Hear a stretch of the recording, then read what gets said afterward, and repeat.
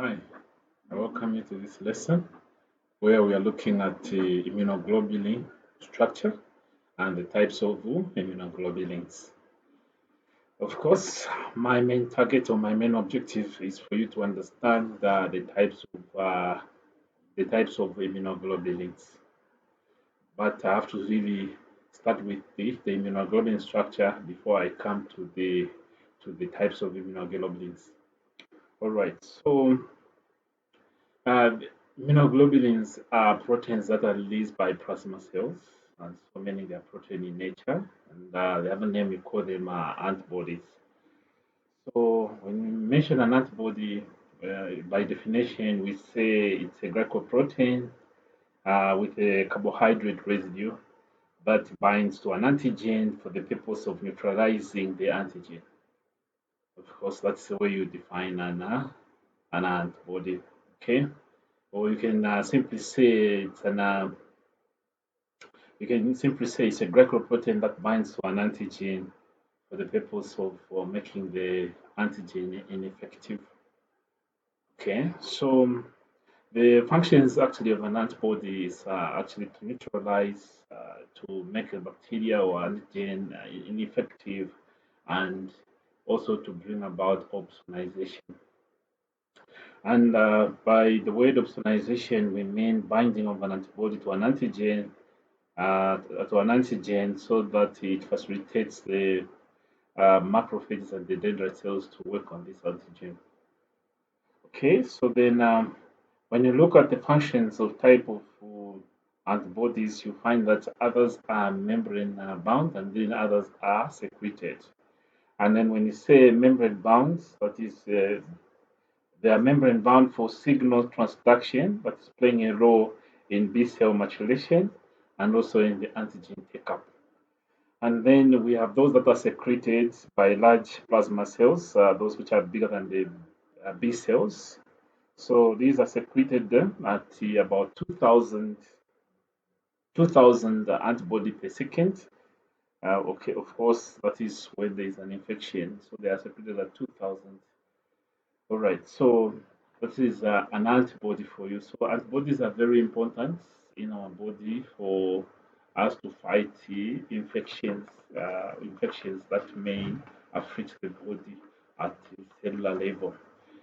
Okay, so now with that said, I would want to talk about I would want to talk about the structure of immunoglobulins.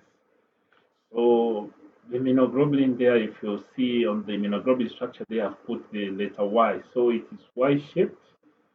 Okay, it is Y-shaped. Immunoglobulin is Y-shaped. Okay, so the immunoglobulin, you've seen I've put some boxes, and that is the shape of the immunoglobulin there. Okay, so the number of boxes there, if you count all of them, they are 12. Okay, so they are denoting some of the regions that are found within the structure of an immunoglobulin. So in the immunoglobulin, in front there, that is the head of the Y there, we have variable regions. So we have variable regions for the light chains and heavy chains. So the heavy chains are the ones that are found there inside there with about one, two, three, four boxes there. And then those four boxes at the joint, they have a joint there to make that shape of the Y there. They have a joint which we call the hinge joint. Okay, of course, it also plays a role in making the antibody flexible. All right, so now at the front end of the Y or the antibody structure there, we have a variable region that comes in contact with the bacteria. And we have variable region for the light chain, and then we have variable region for the heavy chain. So I've indicated them with VL and VH. Okay, and also on the other parts there, we also have the VH and the VL region for the variable region. And then we have the constant region at the bottom of the variable region. So the light chain, they only have one constant region. And then And then the heavy chain have constant region 1, and then after the hinge joint, they have constant region 2, and then of constant region 3, and then we have the carboxyl group. On top of the on top of the variable region, we have the amino acids, and they vary depending on the antibodies.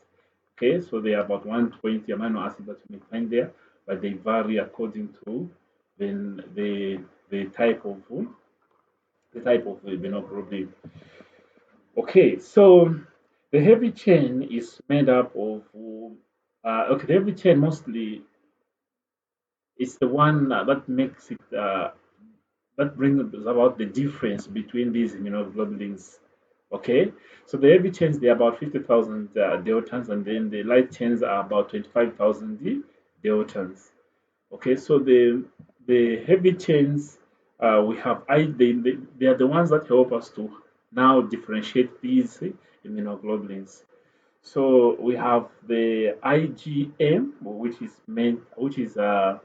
is built by the mu heavy chains, and then we have the IgD, which is built by the delta heavy chains. We have the IgE, which is built by the epsilon and heavy chains, and then we have the IgA, which is built by the the alpha chains.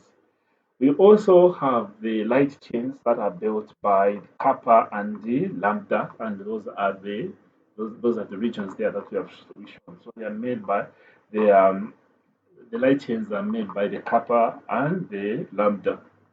Okay, so now coming to the hinge region, I've put DAG there and then a P in a box. So the hinge regions are present in immunoglobulin D and immunoglobulin A and G. Okay, and then immunoglobulin M and E, they are absent. So I've indicated with M and then E there, of course. So those are some of the things. So those that do not have, they have what we call a constrict region H4, and that is the M and E. Okay. So now, well, the bottom part of the Y is the bottom part of the Y. We have the head part, and then we have the bottom part. Is meant it is known as the fragmented crystallizable region, and then the upper part of the head of the Y is meant by fragmented antibody region. So it's important also that you know these types of region. I'm going to also have another lesson where I'll fully talk about the structure of of these antibodies, full structure, and how they differ from each other. All right. So the heavy chains and the light chains are connected by an intermolecular disulfide bond. So the heavy chains are connected by two disulfide bonds, and the one heavy chain with the light chain they are connected by one and one. So what you're saying here is that intermolecular bonds are four, and then intermolecular they are four, and then intra that is within they are about 12. And when you see those boxes, they are 12. So those they are connected by those are connected by 12 intramolecular, oh sorry, 12 intermolecular disulfide bonds. All right. So with that said, I would want now to look at the types of the types of immunoglobulins. So in my tabulation, I've put immunoglobulin. There's immunoglobulin M, immunoglobulin G, immunoglobulin A, immunoglobulin E, and immunoglobulin D. All right. So immunoglobulin G is it's mostly released in acute infection.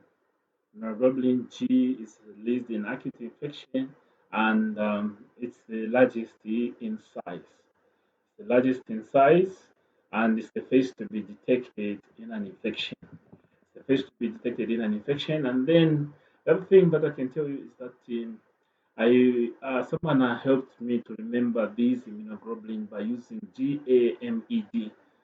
Of course, that is a good way of remembering them. But I also use the GAMD, that is GAMDE, to remember them according to concentration. So Yeah, when we talk about immunoglobulin G, is they actually found it the high to be the highest in concentration, and then we have immunoglobulin E, which is the least in concentration. So GAMD, that's GAMDE.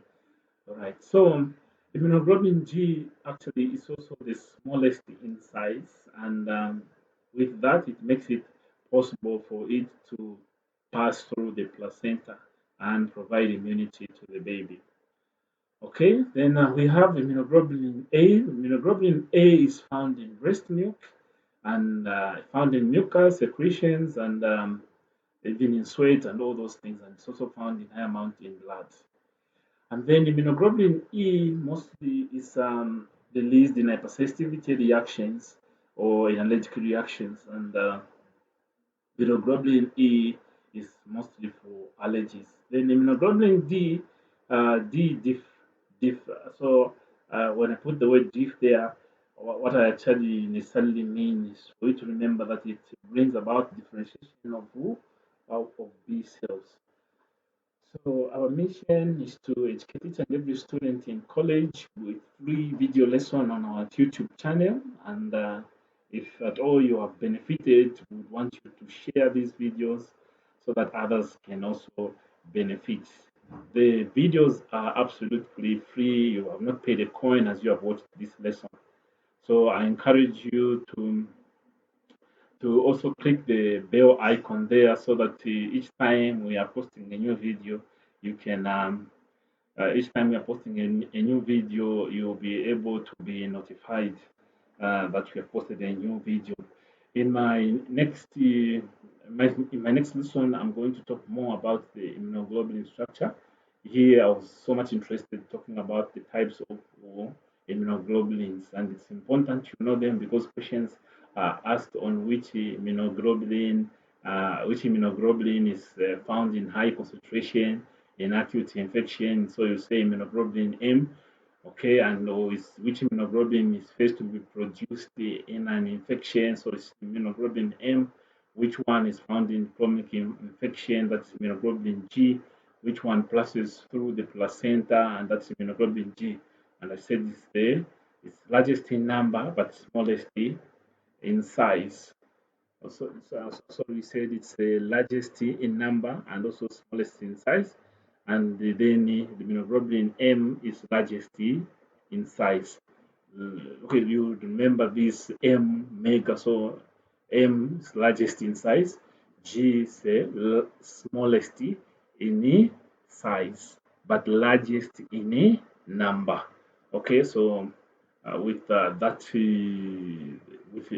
with that one, I know you'll be able to remember that. So immunoglobulin G in blood, mucus, and breast milk. So please just subscribe to our channel so that we can also know. I'm also encourage you to comment so that we can know on areas that we need to improve in our video production. We'll be improving actually each and every time we are posting a new video. So thank you very much.